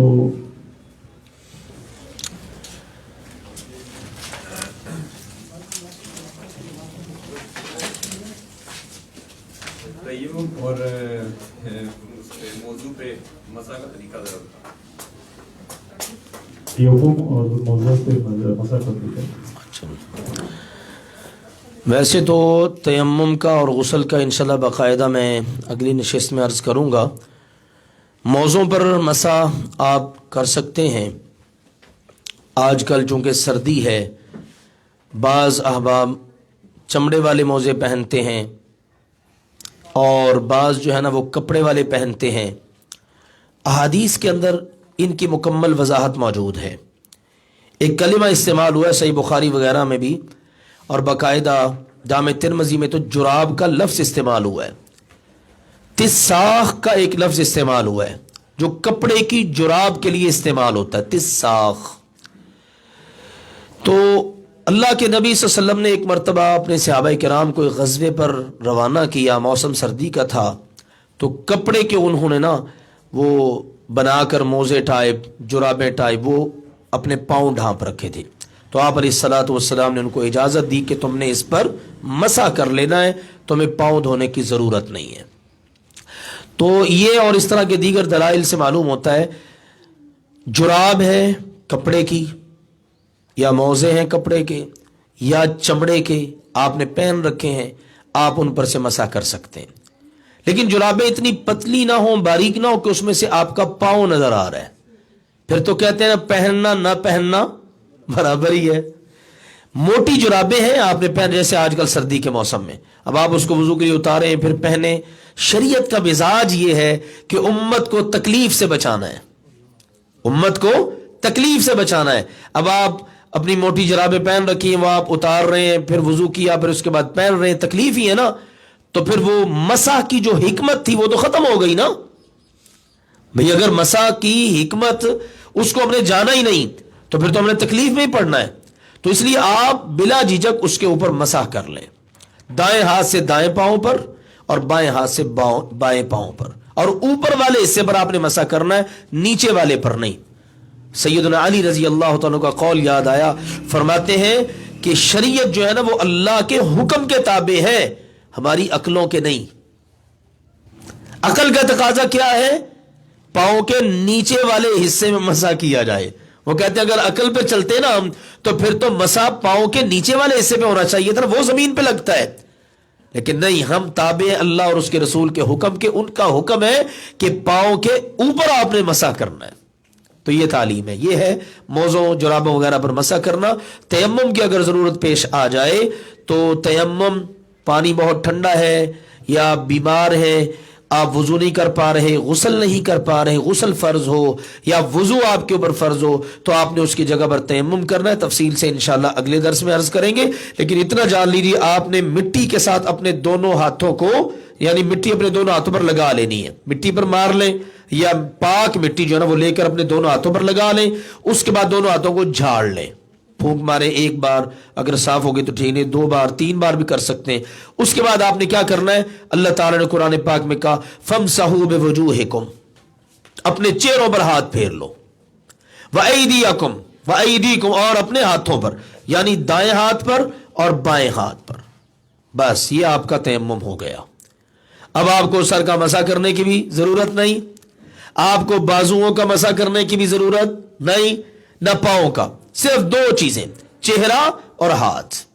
یہ ہے تیمم کا طریقہ پاک مٹی کے ساتھ. اور اس کے بعد آپ پاک ہے، اب آپ نماز پڑھیں بلا جھجک. سبحان اللہ، کتنا خوبصورت ہے ہمارا دین. اللہ ذوالجلال والاکرام کا ہم بہت شکر ادا کرتے ہیں کہ اس نے ہمیں اتنی آسانیاں دی ہیں. اللہ ہمارے پیارے نبی کریم صلی اللہ علیہ وسلم پر بے شمار درود و سلام نازل فرمائے، امت کی طرف سے انہیں بہترین اللہ جزا دے. ایک ایک بات کو کھول کر بیان کر دیا ہے اور امت کو بڑی آسانیاں دے دی. ایک صحابی، ان کے سر میں زخم تھا، اب غسل فرض ہو گیا. اب صحابہ کرام میں بحث ہو گئی تو کہ کیا کیا جائے، غسل کیا جائے، غسل ہی کرنا ہے بھائی. تو مقصد یہ ہے، مختصر عرض کرتا ہوں کہ اللہ کے نبی صلی اللہ علیہ وسلم نے بتا دیا کہ وہ زخم والے حصے پر اگر غسل بھی فرض تھا نا تو صرف تیمم ہی کر لیتے تو کافی تھا. انشاءاللہ میں اگلی نشست میں ان چیزوں کو عرض کروں گا. اس کے ساتھ مسح کی جو مدت ہے وہ بتا دیں کہ مقیم اور مسافر کے لیے جو ہے وہ کتنے ٹائم تک کر سکتے ہیں. جرابوں یا موزوں پر آپ نے اگر مسح کیا ہے تو مقیم کے لیے 1 دن اور 1 رات ہے، یعنی آپ 5 نمازیں پڑھ سکتے ہیں. اور اس کا طریقہ پتہ کیا ہے؟ یہ بھی ضرورت تھوڑا سا سمجھ لیجئے. مثال کے طور پر ہم نے فجر کی نماز پڑھی، فجر کے بعد ہم نے وضو کی حالت میں اپنی جرابیں پہن لی، یہ بھی لازمی شرط ہے۔ مسح کب کریں گے آپ؟ جب آپ نے وضو کی حالت میں جرابیں پہنی ہوں۔ ایسا نہیں ہوگا کہ آپ بے وضو تھے، آپ نے جرابیں پہن لی، اب آپ کہیں نہیں میں مسح کر لیتا ہوں۔ ان چیزوں کو بھی تو مد نظر رکھنا ہے نا۔ آپ نے با وضو تھے تو آپ نے جرابیں پہن لی، اب آپ ان پر مسح کر سکتے ہیں۔ فجر کی نماز آپ نے وضو کر کے پڑھی، اس میں پاؤں بھی آپ نے دھو لیے تھے، اب اس کے بعد آپ نے کیا کیا؟ وہ وضو کرنے کے بعد یا آپ نے نماز کے بعد باوضو تھے، آپ نے جرابیں پہن لی۔ اب آپ نے پہلا مسح کب کرنا ہے؟ ظہر کے وقت۔ اب ظہر کی نماز آپ کی ایک ہو گئی، عصر 2، مغرب، عشاء اور فجر۔ اگلے دن یعنی فجر سمیت آپ 5 نمازیں مسح کر کر کے پڑھ سکتے ہیں۔ نہیں 5 وضو کر لیں، بے شک ایک وضو میں 5 نمازیں ہو جائیں، ٹھیک ہے نا۔ بعض لوگوں کا وضو ماشاءاللہ اتنا لمبا ہوتا ہے، فجر کے وقت کرتے ہیں تو عشاء تک چلتا ہے۔ آج کل تو 4 نمازوں کے لیے وضو مکمل کرنا مسئلہ ہی نہیں ہے، الحمدللہ چھوٹے چھوٹے ایام ہیں، تو اس لیے بے شک 1 مرتبہ مسح کریں، بے شک 5 مرتبہ، تو 5 جو ہے نا نمازیں میکسیمم اس کی مدت ہے۔ مقیم کے لیے جرابوں اور موزوں پر مسح کرنا مقیم کے لیے مدت 1 دن اور 1 رات، اور مسافر کے لیے ہے 3 دن اور 3 راتیں۔ مسافر جو ہے نا 3 دن اور 3 راتوں تک اب مسح کر کے اپنی جرابوں پر موزوں پر وہ نماز پڑھ سکتا ہے۔ واللہ تعالی اعلم بالصواب۔ جی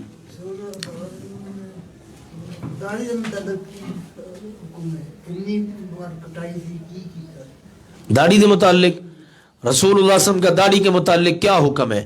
رسول اللہ صلی اللہ علیہ وسلم کا حکم تو یہی ہے، وعف اللحا، خل اللحا، ارخ اللحا، یہ حکم ہے رسول اللہ صلی اللہ علیہ وسلم کے۔ داڑھیوں کو معاف کر دو، داڑھیوں کو بڑھاؤ، داڑھیوں کو لٹکاؤ، یہ سارے۔ اور رسول اللہ صلی اللہ علیہ وسلم کا اپنا عمل مبارک بھی یہی تھا کہ آپ کی داڑھی گھنی تھی، سینہ مبارک کو ڈھانپ رکھا تھا، آپ نے اس کی کوئی کان چھانٹ، کٹائی، شیو کچھ بھی نہیں کیا، تو یہ رسول اللہ صلی اللہ علیہ وسلم کا عمل مبارک ہے۔ جی میرا سوال یہ ہے کہ غسل کرنے کے بعد وضو دوبارہ کرنا پڑے گا یا وہی غسل بھی وضو ہوگا؟ اللہ آپ کو برکت دے۔ جو آپ نے غسل کیا ہے، اگر اس دوران آپ نے وضو کر لیا ہے اور آپ کا وضو ٹوٹا نہیں ہے تو آپ کا وضو قائم ہے، آپ کو دوبارہ وضو کرنے کی ضرورت نہیں ہے۔ اب میں یعنی یہ سمپل نہانے کے متعلق عرض کر رہا ہوں، ٹھیک ہے نا۔ لیکن جس وقت آپ مسنون غسل کریں گے نا، جس کا طریقہ ہم اگلی بار بیان کریں گے انشاءاللہ، پھر آپ کو الگ سے وضو کرنے کی ضرورت نہیں، اس کے اندر ہی آپ کا وضو ہو جائے گا۔ عام طور پر آپ نہانے لگے ہیں تو آپ کہتے ہیں میں اپنے جسم پر پانی بہا لوں، آپ نے پہلے وضو کر لیا یا بعد میں کر لیا، اور یہ جو چیزیں ہم نے بتائی ہیں نواقض وضو کی، اس میں سے کوئی بھی پیش نہیں آئی تو آپ کا وضو قائم ہے، آپ اس کے ساتھ نماز پڑھ سکتے ہیں، دوبارہ آپ کو وضو کرنے کی ضرورت نہیں۔ میرا یہ ہے کہ مزی کے قطرے کپڑوں کو لگ جاتے ہیں، اس کے لیے کیا ہوگا؟ مزی کے قطرے اگر کپڑوں کو لگ جائیں تو وہ متاثرہ حصہ جو ہے نا وہ آپ اس کو دھو لیں، ٹھیک ہے نا۔ بعض اوقات ایسا ہوتا ہے وقت گزر جاتا ہے تو پتہ ہی نہیں لگتا کہ وہ کہاں لگے، تو پھر آپ کو پریشان ہونے کی ضرورت نہیں، تکلیف میں اپنے آپ کو نہ ڈالیں۔ ہماری امی جان سیدہ عائشہ رضی اللہ تعالیٰ عنہ تو یہاں تک فرماتی ہیں کہ اللہ کے نبی صلی اللہ علیہ وسلم کے کپڑوں کو منی کے قطرے لگے ہوتے ہیں، گاڑا مواد جم جاتا ہے، تو کہتی میں اس کو نا کھرچ دیتی تھی ناخن کے ساتھ، پتھر وغیرہ کے ساتھ، اور اس کا نشان لگا ہوتا تھا، اللہ کے نبی صلی اللہ علیہ وسلم اسی طرح ان کو زیب تن کر کے آپ جا کے نماز پڑھ لیتے۔ تو شریعت میں یہ نہیں ہے کہ آپ کو بڑا مشکل میں ڈال دیں، نہیں جی اب آپ نے بس ڈھونڈنا ہے یا آپ اپنے کپڑوں کو چینج کریں، آپ کے پاس کپڑے ہیں نہیں ہیں، تو اس طرح کی کوئی مشکل نہیں ہے۔ مزی کے قطرے اگر پتہ چل جائے کہ فلاں جگہ پر ہے آپ کے کپڑے پر تو اس کو دھو لیں، اگر پتہ نہیں ہے تو وہ جو بتایا گیا نا وضو کے بعد آپ چھینٹے مار لیں اپنی شرمگاہ کی طرف اشارہ کر کے، تو اس سے انشاءاللہ کور ہو جائے گا۔ واللہ تعالی اعلم بالصواب۔ بھائی کا سوال ہو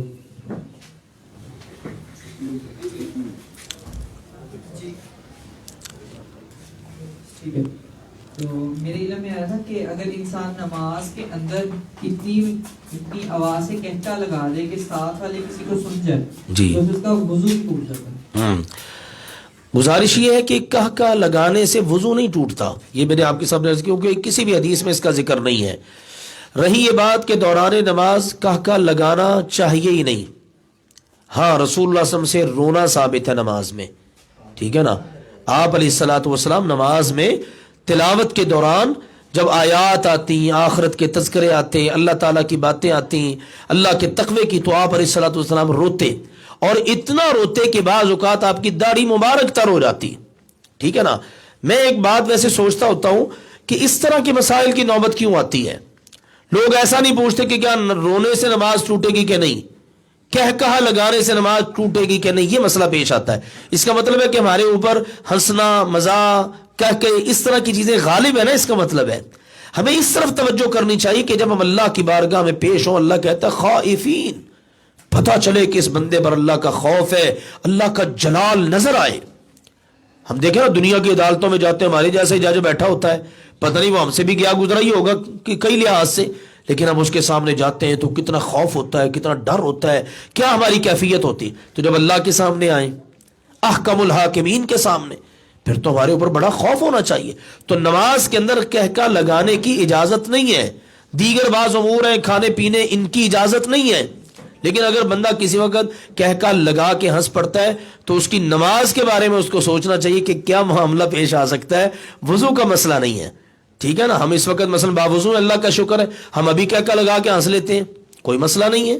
اللہ کے نبی صلی اللہ علیہ وسلم زندگی میں بس چند ایک مواقع پر آپ اتنا کھلکھلا کے ہنسیں کہ آپ کی داڑھی مبارک نظر آئی ہے, مگر عام طور پر آپ صرف مسکرایا کرتے تھے, چہرے پر مسکراہٹ ہوتی تھی. سبحان اللہ. تو ہمیں بھی اس سنت کو ملوز خاطر رکھنا چاہیے. آپ اپنا چہرہ مسکراتا ہوا رکھیں, کہہ کے لگا کر نہ ہنسا کریں, ٹھیک ہے نا. اس سے پھر شیطان کو بھی کھیلنے کا موقع ملتا ہے. واللہ تعالی اعلم بالصواب. السلام علیکم. سوال یہ ہے کہ یہ جو آج کل سردی کے ایام ہیں, ان میں بعض اوقات لوگ ایسے کرتے ہیں کہ بند بوٹ پہنے ہوئے ہوتے ہیں اور وضو کرتے ہوئے بند بوٹ کے اوپر سے جرابوں کا مسا اس طریقے کر لیتے ہیں کہ بوٹ بھی نہیں کھولتے. ان کے بارے میں ذرا بتائیں. اللہ آپ کو جزا دے. بند جوتا پہنا ہوتا ہے اور اس کے اوپر سے مسا کا کیا حکم ہے؟ اگر تو آپ نے اس جوتے سمیت نماز پڑھنی ہے پھر آپ اس کے اوپر سے مسا کر لیں. اگر آپ نے اس جوتے سمیت نماز پڑھنی ہے تو آپ اس بند جوتے کے اوپر سے مسا کر لیں. اور اگر آپ نے جوتا اتار کے نماز پڑھنی ہے پھر آپ کا اس کے اوپر مسا نہیں چلے گا, ٹھیک ہے نا. نبی اکرم صلی اللہ علیہ وسلم نے جوتا پہن کر بھی نماز پڑھی ہے, بہت ساری احادیث میں ہے. تو لیکن آج کل ہماری مساجد میں اور ہمارے گھروں میں جو ہے نا بڑا صفائی کا اہتمام ہے, قالین وغیرہ بچھے ہوتے ہیں, جوتے اتنے صاف نہیں ہوتے, بلکہ گھروں میں بھی ہم نے کیا جوتے کمروں سے باہر رکھنے کا اہتمام کیا ہوتا ہے. تو اس معاملے میں ذہن میں رکھیے, اگر تو آپ نے وہ جوتا جس میں آپ نے وضو کیا ہے اس میں آپ نے نماز پڑھنی ہے تو پھر آپ اس کے اوپر سے مسح کر سکتے ہیں, اجازت ہے. لیکن اگر آپ نے وہ جوتا اتار دینا ہے پھر اس کے اوپر سے کیا ہوا مسح وہ صحیح نہیں ہے, پھر آپ نے جرابوں پر مسح کرنے کی آپ کو اجازت ہے. اسی طرح پگڑی وغیرہ بندے نے پہنی ہے, ٹوپی اس قسم کی پہنی ہوئی ہے یا اس قسم کا معاملہ ہے, ٹھیک ہے نا, بالکل بندہ پیک ہوا ہوا ہے تو اب اس کو اجازت ہے کہ وہ اوپر سے مسح کر لے. پگڑی کے اوپر سے, امامہ کے اوپر سے مسح کرنے کی اجازت ہے.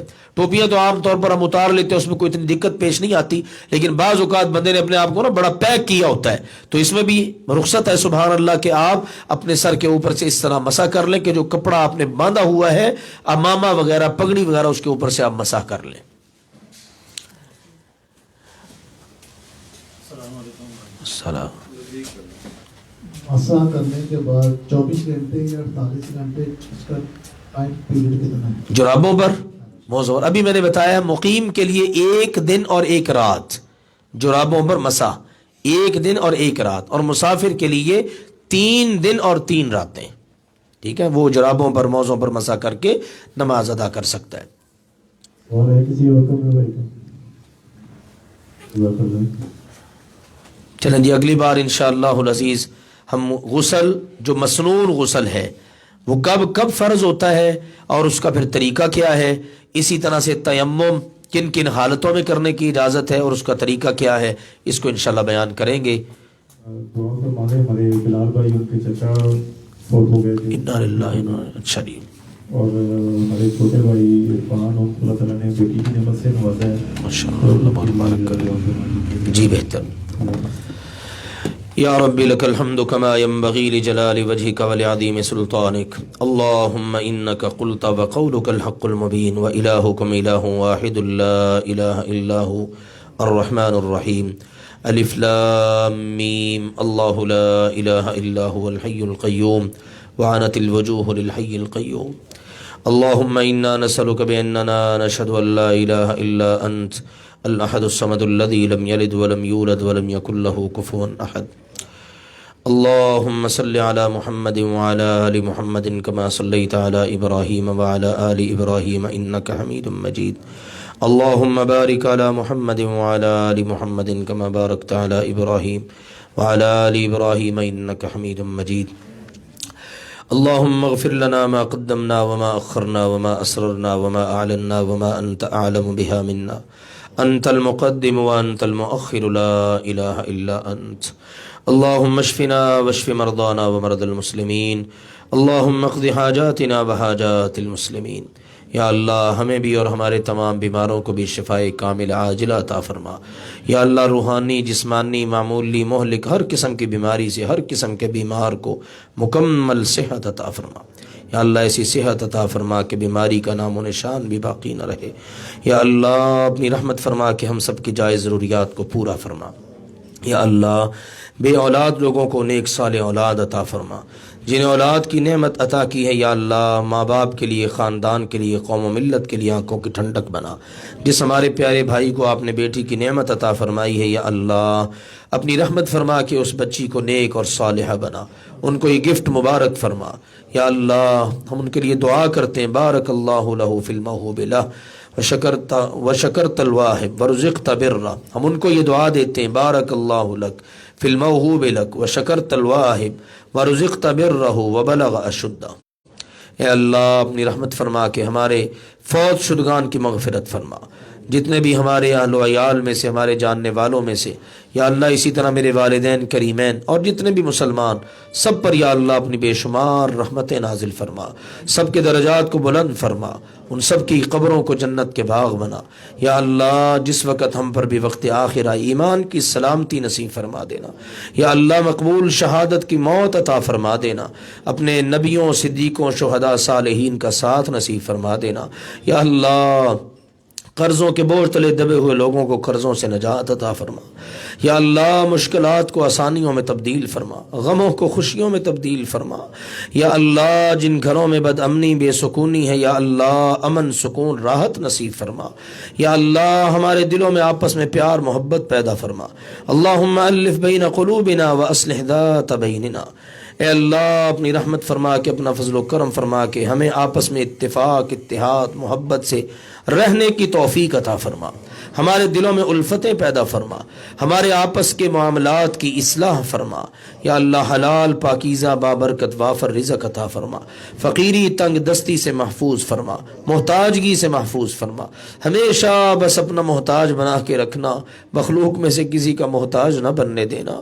یا اللہ اپنی رحمت فرما کے جو لوگ مقروض ہیں ان کے لیے قرضوں کی ادائیگی کی سبیل پیدا فرما. یا اللہ تیرے نبی نے بتایا قرض اگر 1 درہم 1 روپے کا بھی ہوگا تو معاف نہیں ہوگا. یا اللہ جب تک اس کی ادائیگی نہ ہو جائے. یا اللہ وقت آخر آنے سے پہلے ہم سب کو جس پر بھی جیسا بھی قرض ہے اس کو قرض کے بوجھ سے نجات عطا فرما. ربنا آتنا فی الدنیا حسنۃ وفی الآخرۃ حسنۃ وقنا عذاب النار. ربنا ظلمنا انفسنا وان لم تغفر لنا وترحمنا لنكونن من الخاسرین. وصلی اللہ وسلم وبارک علی النبی الکریم. آمین یا رب العالمین.